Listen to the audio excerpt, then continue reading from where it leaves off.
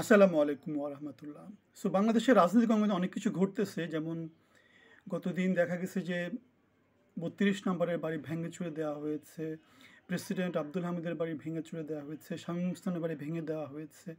তারপরে একজন অভিনেত্রী সাবা তাকে গ্রেপ্তার করা হয়েছে। আবার অভিনেত্রী আমাদের আসিফ নজরুলের শাশুড়ি শাওনকে গ্রেপ্তার করা হয়েছে। ২ জনকে ডিবি কার্যালয়ে জিজ্ঞাসাবাদ করা হচ্ছে রাষ্ট্রবিরোধী অপরাধ করার আহ, একটা অভিযোগের কারণে।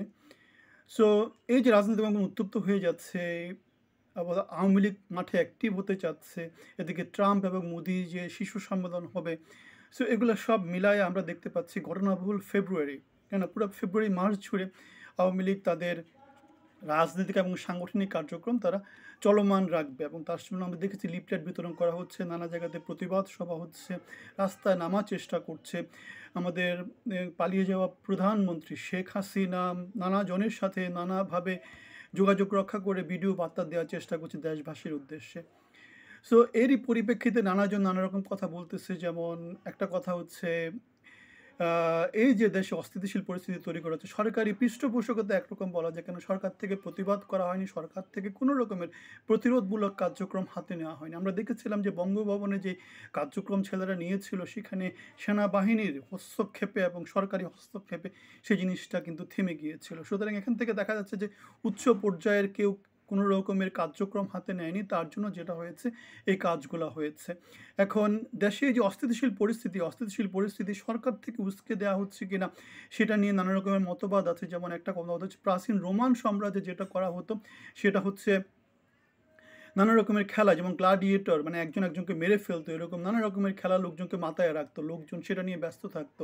এবং রোমান সাম্রাজ্যে নানা রকমের যে প্লেগ রোগ, নানা রকমের দুর্ভিক্ষ, নানা রকমের যে অন্যায় অনাচার দুর্নীতি, সেগুলো নিয়ে লোকজন আর কথা বলতো না। ক্ষমতা দীর্ঘায়িত করার এটা হচ্ছে একটা পুরনো কূটকৌশল।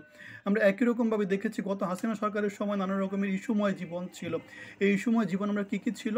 ইস্যুময় জীবন আমরা দেখেছিলাম যে নানা রকমের রাজাকার আলবদর খেতাব দেয়া, তারপরে দ্রব্যমূল্য ঊর্ধ্বগতি করা, তারপরে আমরা দেখেছিলাম যে যেটা ইস্যু না সেটাকে ইস্যু তৈরি করে, এরকম ইস্যু তৈরি করে কি করা হয়েছিল, যেটা করা হয়েছিল সেটা হচ্ছে গিয়ে পুরো বাংলাদেশ জুড়ে বাংলাদেশের লোকজনকে মাথায় রাখা হয়েছিল অনেকটা গ্লাডিয়েটরের মতো, ঠিক আছে?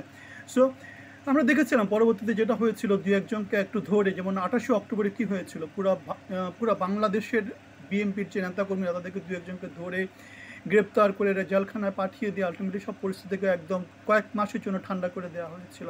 তো সরকারের হাতে নানা রকমের অস্ত্র আছে, সরকার যেহেতু বিশাল বাহিনী নিয়ে পরিচালিত হয়, সরকার যে কোনো জিনিসকে চাইলে কি করতে পারে, কন্ট্রোলে নিয়ে আসতে পারে। কিন্তু সরকার সেটা তো করে না। সরকারের নানা রকমের নিজস্ব কিছু এজেন্ডা আছে, জনগণকে নিয়ে কিছু এজেন্ডা আছে, সব কিছু মিলায় ক্ষমতা দীর্ঘায়িত করার কিছু প্ল্যান আছে, সব কিছু মিলায় একটা কিছু এখানে হয়তো বা হচ্ছে। সো আমরা দেখেছিলাম যে আমাদের যেই ডক্টর কামাল হোসেনের মেয়ে জামাই যিনি ছিলেন, তার নাম হচ্ছে কি ডেভিড বার্গক্যাম্প নাকি, তার নাম কি, তার নাম হচ্ছে আহ, তার নাম হচ্ছে গিয়ে ডেভিড বার্গম্যান। তিনি একটা প্রবন্ধ লিখেছেন। প্রবন্ধে তিনি বলেছেন যে বাংলাদেশ সরকারে এই যে যে জিনিসটা হচ্ছে, যে সরকার যে ভাঙচুর করলো সেই প্রকৃতির তারা একটা বিবৃতি দিয়েছে, কিন্তু অন্য দিক থেকে যে এটা প্রতিরোধ করার জন্য যে কার্যক্রমগুলো, সেই কার্যক্রমগুলো তারা নেয়নি কেন? যেমন কী কারণে হয়েছে এই জিনিসটা, যে হাসিনার উপরে লোকজন ভীত সন্ত্রস্ত, হাসিনার উপরে লোকজন খুব খ্যাপা, সেই জন্য বাড়িঘর ভেঙে দিয়েছে। এখন এই যে যারা ভাঙছে তাদের বিরুদ্ধে কোনো রকম প্রতিরোধমূলক ব্যবস্থা নেওয়া হয়নি কেন, তাদেরকে গ্রেপ্তার করা হয়নি কেন, তাদেরকে আইনের আওতায় আনা হয়নি কেন, মবকে কন্ট্রোল করার চেষ্টা করা হয়নি কেন? এগুলা কি সরকারের উদ্দেশ্য প্রণোদিত কাজ? সরকার কি নিজে থেকে এগুলো প্রমোট করছে কিনা, সেটা নিয়ে তার একটা প্রবন্ধে তিনি এই কথাটা লিখেছেন, ঠিক আছে? তারপর আমাদের আরেকজন বিখ্যাত এই মাইকেল কুগারম্যান তিনি বাংলাদেশ বিষয়ে অনেক কিছু বলেন। আনসার্টেনটি রেইনস ইন বাংলাদেশ এই শিরোনামে তিনি ফরেন পলিসি পত্রিকাতে একটা শিরোনাম আর্টিকেল লিখেছেন। সেখানে দেখা যাচ্ছে বাংলাদেশের অবস্থা কীরকম, যেটা হচ্ছে আনসার্টেন, মানে নিশ্চিত না, অনিশ্চিত ভবিষ্যতের দিকে বাংলাদেশ হাঁটা শুরু করছে। স্বাভাবিক, বিপ্লব পরবর্তী বাংলাদেশে আমরা দেখতে পাইনি গত 6 মাসে এমন কিছু হয়েছে, বিচার হয়নি, সব কিছু এখনও চলতেছে, মব নিয়ে পুরো বাংলাদেশ মাথায় রাখা হয়েছে। সো এই জিনিসটা খারাপ জিনিস। নির্বাচনের পথেও কেউ হাঁটছে না, সংস্কারমূলক কোনো কার্যক্রম নেওয়া হচ্ছে না। সো কোথাও বিচার, যেটাকে বলে আইন আদালতে যে ব্যাপার সেবা, সেই জিনিসটাও করা হচ্ছে না। সো আমরা কি বলবো? আমরা বলবো যে ডেফিনেটলি বাংলাদেশ আনসার্টেন পথে বাংলাদেশ হাঁটতেছে। যারা অপরাধ করছে তাদেরকে বিচারের আওতায় আনা হচ্ছে না, মব দিয়ে বিচারগুলো করা হচ্ছে, এগুলোর আমরা প্রতিবাদ জানাই, এগুলোর আমরা নিন্দা জানাই। ঠিক আছে, এগুলোর আমরা প্রতিবাদ জানাই, এগুলোর আমরা নিন্দা জানাই। সো তাহলে ভাঙচুর, গ্রেপ্তার, নির্বাচন পিছিয়ে দেওয়ার একটা ব্যাপার স্যাপার হতে পারে, কেননা ঐক্যমতী সরকার তৈরি করার একটা ব্যাপার স্যাপার মাঠে চলে আসছে, এবং সেই জন্যে সাংবাদিক মনির হায়দারকে সিনিয়র সচিব পদমর্যাদায় নিয়োগ দিয়েছে। আমরা দেখতে পাচ্ছি একটা কোরামের একটা নির্দিষ্ট মতবাদের অংশীজনগুলোকে কি করা হচ্ছে, সরকারের মধ্যে বড় বড় পদগুলো দেওয়া হচ্ছে। ইউনুস যাদেরকে চিনে, সাংবাদিক মন মানসিকতার, যারা হাজিরা ভিত্তিক যে কাজগুলো সেগুলো করে। সো মানবাধিকার নিয়ে নানা রকমের ইস্যু চলে আসছে। আমরা দেখতে পাচ্ছি গত ফেব্রুয়ারিতে, এই যে ফেব্রুয়ারি পুরো মাসটা ধরে আওয়ামী লীগের উপর যে অত্যাচার করা হচ্ছে, সেগুলো ডেফিনেটলি মানবাধিকারের লঙ্ঘন, সেগুলো হচ্ছে গিয়ে অন্যায়, অনাচার। সো এগুলো নিয়ে নিশ্চয়ই আমাদের মানবাধিকার যে সংগঠনগুলো আছে, আন্তর্জাতিক মানবাধিকার সংগঠন, লোকাল যে মানবাধিকার সংগঠন, সেগুলো নানা রকমের কথা বলবে। এদিকে 21-এ পুরস্কার পেয়েছে অব্রর কিবোর্ডের আবিষ্কারক মেহেদী, না, এটা আমাদের নটরডেম কলেজের একজন জুনিয়র, ময়মনসিংহ মেডিকেলের ছাত্র। এটা খুব ভালো একটা সিলেকশন হয়েছে। অন্যদিকে মাহমুদুর রহমানকে দেওয়া হয়েছে মানবাধিকার এবং সাংবাদিক কোটায়। আমি ঠিক জানি না এটা কেমন যুক্ত হয়েছে কিনা। সো ক্ষমতা দীর্ঘায়িত করা, নির্বাচন দিয়ে দেওয়া, বাংলাদেশ স্থিতিশীলতার দিকে যাওয়া, এগুলো হচ্ছে আমাদের চাওয়া। এখন আমরা জানি না আমাদের সরকারের যারা নীতি নির্ধারণী বা ফরেন যারা ইনফ্লুয়েন্সিয়াল বডি আছে, তাদের চিন্তা ভাবনা কীরকম, এবং আমরা মোদি এবং যেই ট্রাম্পের যে শীর্ষ বৈঠক, সেখানে কি হবে সেটাও আমরা তেমন করে জানি না। কারণ আমরা জানি যে মোদি ডেফিনেটলি বাংলাদেশ স্থিতিশীলতা চায়, ট্রাম্পও স্থিতিশীলতা চায়। এখন কে কাকে কতটুকু ইনফ্লুয়েন্স করতে পারে, বা বাংলাদেশের ইউনুস সরকারের ইনফ্লুয়েন্স কত দূর, সেটা খুব বড় একটা ইস্যু এখানে চলে আসবে। তারপরে আমরা একটা জিনিস জানি যে খুব বিখ্যাত বড় লোক, মানে হেজ ফান্ড ম্যানেজার, তার সাথে ইউনুসের ডেমোক্রেট হিসাবে মোটামুটি বেশ ভালো একটা রিলেশনশিপ আছে, এবং সেই রিলেশনশিপ থেকে হয়তো বা ট্রাম্প বিরোধী একটা শিবিরে বা অলিগার্ক যারা আছে আমেরিকাতে, ক্ষমতার ইনফ্লুয়েন্সিয়াল বডি যারা আছে, তাদের সাথে হয়তো ইউনুসের একটা যেটাকে বলে পেনিট্রেশন আছে। এখন দেখা যাক সব কিছু মিলায় কার কত ইনফ্লুয়েন্সকে কত দূর যেতে পারে। সো ধানমন্ডি 32 নম্বর বাড়ি ডেফিনেটলি আমাদের ইতিহাসের একটা অংশ, যেখানে যেভাবে আছে, যেমন আমরা জানি যে প্রথমে আগুন দেওয়া হয়েছিল, তারপরে কি করা হচ্ছে, ভাঙচুর করা হয়েছে, এখন একমাত্র মাটিতে মিশিয়ে দেওয়া হয়েছে। সো এই জিনিসগুলো যেভাবেই আছে, যেহেতু স্বৈরাচার, যেহেতু ফ্যাসিস্ট, যেহেতু পতিত, এগুলো মিউজিয়াম হিসাবে সংরক্ষণ করা যেতে পারে। কিন্তু অনেকেই বলছে যে যেমন এটা হচ্ছে মানে কূট রাজনীতি যেটাকে বলে, যেমন খালেদা জিয়া যেখানে ছিল, মঈনুল হোসেনের যে বাসায় ছিল, সেখান থেকে তাকে এক কাপড়ে বের করে দেওয়া হয়েছিল, এবং সেখানে আর্মিদের থাকার জন্য বিশাল বহুতল ভবন তৈরি করে দেওয়া হয়েছিল, যাতে খালেদা ওখানে ফেরত যেতে না পারে। এখন লোকজন একই কথাই বলেছে যে যেহেতু ধানমন্ডি 32 নম্বর যেহেতু হাসিনাদের ব্যক্তিগত সম্পত্তি ছিল, তারা ট্রাস্ট আকারে এই জিনিসটা বঙ্গবন্ধু স্মৃতি জাদুঘরের নামে উৎসর্গ করে দিয়েছে। এখন যেহেতু এটা রাষ্ট্রীয় সম্পদ, এখন রাষ্ট্র চাইলে ওখানে নানা কিছু করতে পারে। এখন রাষ্ট্র এখানে কি করবে সেটা হচ্ছে দেখার বিষয়। এটাকে মিউজিয়াম হিসেবে রাখবে, নাকি তারাও আবার হাসিনা যেভাবে করেছে খালেদার বাসার উপরে, শহীদ মঈনুল হোসেনের যেভাবে বহুতল ভবন তৈরি করেছে, তারা সেরকম কিছু বহুতল ভবন তৈরি করবে। আমি একটা কথা বলেছিলাম, ক্ষমতা স্থিতিশীলতা আসলে আমাদের ডিপ স্টেট বলে একটা জিনিস আছে। ডিপ স্টেটে কারা কারা কাজ করে? ডিপ স্টেটে কাজ করে হচ্ছে নানা রকম প্রভাবশালী বড় লোকেরা, যারা অলিগার্ক শ্রেণী, যারা হচ্ছে গিয়ে সেনাবাহিনীতে খুব বড় বড় জেনারেল, তারা যারা মনে করেন যে হয়তো রাষ্ট্রদূত, অনেক বড় বড় পজিশনে আছে, তারা কি করে নানা রকমের ভাবে মানে ফরেন বডির সাথে যারা সারা পৃথিবীতে ক্ষমতাকে চালায়, তারা কোথাও অস্থিতিশীলতা চায় না। বাংলাদেশ যেহেতু অস্থিতিশীল পরিস্থিতির দিকে যাচ্ছে, এই জিনিসটাকে কেউ প্রমোট করে না, কেউ এই জিনিসটা দীর্ঘায়িত হোক সেই জিনিসটা কারো কাম্য না। কিন্তু আমাদের যারা অর্বাচীন, যারা মোটামুটি, যেমন খালেদা জিয়া যেটা বলেছিল, বাঘ সিংহ তোমাদের খেতে হবে না, ছাগলই তোমাদেরকে খেয়ে ফেলবে, সেটাই আমরা দেখতে পাচ্ছি। খালেদা এত চেষ্টা করলে কিছু করতে পারেনি, কিন্তু কিছু অর্বাচীন যারা মানে এনার্কি যেটাকে বলে, এনার্কি তৈরি করে আসলে দেশে এখনও রাম রাজত্বের মতো জিনিসপত্র চালানো হচ্ছে।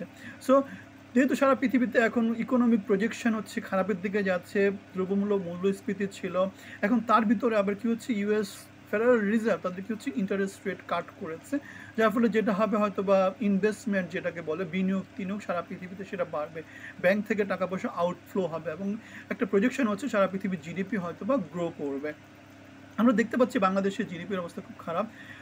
বাংলাদেশ অনেক বছর ধরে মোটামুটি বেশ ভালো GDP projection, GDP growth maintain করেছিল, কিন্তু এই বছর বাংলাদেশের জিডিপি মোটামুটি একদম মানে অনেক কমে গেছে, 50 ভাগ কমে গেছে। সো ইকোনমি ছাড়া, কর্মসংস্থান ছাড়া দেশের স্থিতিশীলতা কোনোভাবেই আশা করা যায় না, কেন কেউ এরকম অস্থিতিশীল পরিস্থিতিতে কেউ বিনিয়োগ করতে আসবে না। বাংলাদেশে যেহেতু এখন অস্থিতিশীল পরিস্থিতি চলমান আছে, এবং এই জিনিসটা যতদিন পর্যন্ত নির্বাচিত সরকার না আসবে ততদিন পর্যন্ত কেউই কারো উপর ট্রাস্ট রাখবে না। সুতরাং যেটা হবে, বাংলাদেশের ইকোনমি গ্রো করার কোনো সুযোগ নাই। সো বাংলাদেশের ইকোনমি এভাবেই চলতে থাকবে। এদিকে সামনে আবার গরমকাল আসতেছে, গরমকালে কি হয় আমরা সেটা জানি না, কেননা বাংলাদেশে এখন তেল গ্যাসের যেই দাম বা যেটাকে বলে শিল্পায়নের যে ব্যাপার স্যাপারগুলো, অথবা কৃষিক্ষেত্রে যেই বিদ্যুতের যে চাহিদা, সেগুলো সব কিছু বিবেচনায় নিলে, অথবা গত সরকারের যে অলিগার, তাদেরকে যেভাবে ক্ষমতা থেকে দূরে সরানো হয়েছে, তাদেরকে যেভাবে ব্যবসা বাণিজ্য থেকে দূরে সরানো হয়েছে, সো আমরা মোটামুটি একটু শেকি পজিশনে আছি যে বাংলাদেশের গরম সিজনটাতে কি হবে। আমাদের বিদ্যুৎ উপদেষ্টা ফাউজুল কবির 700 মেগাওয়াট থেকে 1400 মেগাওয়াটের মতো প্রতিদিন লোডশেডিং হবে, আমাদের একটা প্রজেকশন লোকজনের জন্য, বা যারা নীতি নির্ধারণী, যারা মোটামুটি বিদ্যুৎ দিয়ে যারা এফেক্টেড হবে, তাদের জন্য জিনিসটা দিয়েছেন। এখন সত্যিকার অর্থে কী হবে সেটা তো কেউ বলতে পারে না, কেন বাংলাদেশের প্রচুর বিদ্যুৎ চাহিদার খুব বড় একটা অংশ কিন্তু আদানি এবং ইন্ডিয়ার উপর ডিপেন্ড করে। সুতরাং তাদের ওখান থেকে যদি কোনো রকমের জিও পলিটিক্যাল ইস্যুতে এই জিনিসটা যদি আসে, সেক্ষেত্রে বাংলাদেশের গরমকালটা খুব খারাপ অবস্থার মধ্য দিয়ে যাবে, এটা মোটামুটি নিশ্চিত। সো ধানমন্ডি 32 নম্বরে যে জিনিসটা হয়েছে, সেটাকে আমরা এটা বলতে পারি যে গণতন্ত্রের পথে বড় একটা বাধা, কেননা মব দিয়ে কোনো কিছু হতে পারে না। গণতান্ত্রিক সরকার, নির্বাচিত সরকার, আইন আদালত ভিত্তিক, ন্যায় নীতি ভিত্তিক সরকার যতদিন প্রতিষ্ঠা না হবে, ততদিন পর্যন্ত বাংলাদেশ একটা রাম রাজত্বের মতো, মব রাজত্বের মতো, ইউনুস রাজত্বের মতো রাজত্ব চলতে থাকবে, রাম রাজত্ব চলতে থাকবে। এদিকে ট্রাম্প সরকার সারা পৃথিবীতে কী করছে, তাদের মিলিটারি প্লেনে করে যারা কি বলে, যে ইমিগ্রেন্টগুলা অবৈধভাবে অনেকদিন ধরে অবস্থান করছে, যাদের কাগজপত্র নয়, যারা হয়তো বা বর্ডার ক্রস করে ইউএসএতে ঢুকেছে, তাদেরকে কি করছে, নানা দেশে পাঠা দিচ্ছে। ঠিক আছে, এদিকে আমাদের মেক্সিকো বলে দিয়েছে যে তারা তাদের অবৈধ যে ইমিগ্রেন্টগুলোকে যারা যে পাঠানোর কথা, সেগুলোকে তারা নেবে না। কিন্তু এদিকে ইন্ডিয়াতে কিন্তু পাঞ্জাবে মোটামুটি একটা বিমানে করে প্রায় 200 জনের মতো লোকজনকে নিয়ে আসা হয়েছে। এটা ছিল প্রথম ডিপোর্টেশন ফ্লাইট ফর ইন্ডিয়া। ঠিক আছে, আমাদের বিএনপি ভারপ্রাপ্ত মহাসচিব তারেক রহমান একটা কথা বলেছেন, জনবিচ্ছিন্ন হলে বিএনপিও 5ই আগস্টের মতো পরিণতি ভোগ করবে। খুব সুন্দর একটা কথা বলেছেন, এটা নীতি নির্ধারণী একটা কথা। সুতরাং এই কথাটা দিয়ে আমরা একটা জিনিস বুঝতে পারি, দুঃসময় শক্তিশালী মানুষ তৈরি করে। তিনি প্রচুর খারাপ সময়ের ভিতর দিয়ে গিয়েছেন। শক্তিশালী মানুষ সুসময় তৈরি করে, হয়তোবা তিনি দেশের জন্য ভালো কিছু নিয়ে আসতে পারেন। কেন শহীদ প্রেসিডেন্ট জিয়াউর রহমান বাংলাদেশের জন্য অনেক কিছু করেছেন। শহীদ প্রেসিডেন্ট জিয়াউর রহমান উত্তরসূরি হিসাবে তিনিও বাংলাদেশের জন্য অনেক কিছু করার শক্তি রাখেন। অ্যাটলিস্ট তার যে দল আছে বিএনপি, বাংলাদেশ জাতীয়তাবাদী দল, তাদের যে বিশাল জনসমর্থন, তাদেরকে দিয়ে তিনি এই কাজটা করতে পারেন।